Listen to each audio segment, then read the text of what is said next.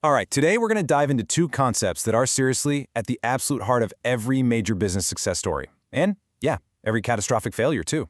We're talking about business ethics and corporate governance. Let's break down what they actually mean and why getting them right is just, well, it's non-negotiable for any company that wants to stick around. So, let's just get right to it with the question everyone's thinking. Isn't business ethics kinda an oxymoron? I mean, you've heard it a million times, right? Business is all about the bottom line, about profit, while ethics is about doing the right thing. And you just can't have both. Well, that is a huge myth, and we're about to take it apart piece by piece. Because here's the thing. Business ethics isn't some contradiction. It's a real discipline. It's the framework we use to look at all those business decisions where right and wrong are on the table. It's about seeing a company's actions not just through the lens of money or strategy, but through a moral one too. And that leads us perfectly into our first section. You know, a lot of the confusion around business ethics really comes down to a few myths that just refuse to go away. So let's clear the air and talk about why being ethical is so much more than just, following the law. Yeah, these myths are everywhere. Some people think ethics is just for church, not for the boardroom, or that it's easy, or that if you just hire good people, everything will be fine. But the biggest, and I mean the most dangerous myth of all, is the one we're going to focus on. This idea that if you're not breaking the law, you must be ethical. And this quote just nails it. Think of the law as the bare minimum, right? It's the floor. The real, tough ethical questions, they start right where the legal code stops. A company can be 100% legal and still be doing things that are profoundly unethical. That space, that's where the real work begins. So to help us navigate that tricky space, thinkers have given us these different frameworks. Think of them like different lenses to look at a problem. You've got deontology, which is all about duty and rules. Is an action just fundamentally right or wrong no matter what happens? Then you've got consequentialism, which says forget the rules. What's the outcome? What is the most good for the most people? Virtue ethics flips it and asks, what would a good, honorable person do in this situation? And stakeholder theory makes you stop and think about everyone who's affected by a decision. See, no easy answers here, but these give us a way to think through the tough stuff. Okay, so if ethics is the philosophy, the why, how in the world do you get a huge organization to actually live it? Well, that's where our next piece of the puzzle comes in, corporate governance. This is the actual blueprint for putting ethics into action. And that's a fantastic question, because they are super connected, but they're not the same thing. You could say ethics is the what and the why, the moral principles. Governance, that's the how. It's the system that turns those principles into reality. Let's break it down. Corporate governance is the structure. It's the nuts and bolts, the rules, the practices, the processes that steer the whole ship. We're talking about who's on the board, how audits are handled, how big decisions get made. The whole point is to build in accountability and transparency so everyone knows what's going on. This side-by-side really makes it pop. Business ethics, that's your why. It's the company's moral compass. Corporate governance, that's the how. It's the system of rules and processes that actually keeps the company on course. Ethics is driven by conscience and culture. Governance is enforced by actual legal frameworks and regulations.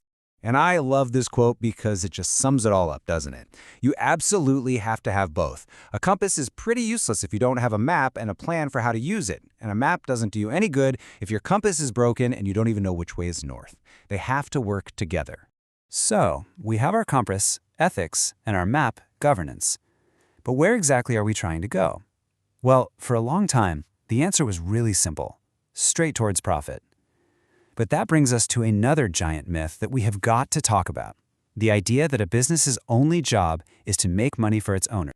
The famous economist Milton Friedman once said that the one and only social responsibility of a business is to increase its profits. And for decades, that was pretty much the gospel in the business world. It was all about shareholder value, period. But that view is being seriously challenged today. And here is the new reality. We understand now that a business isn't an island.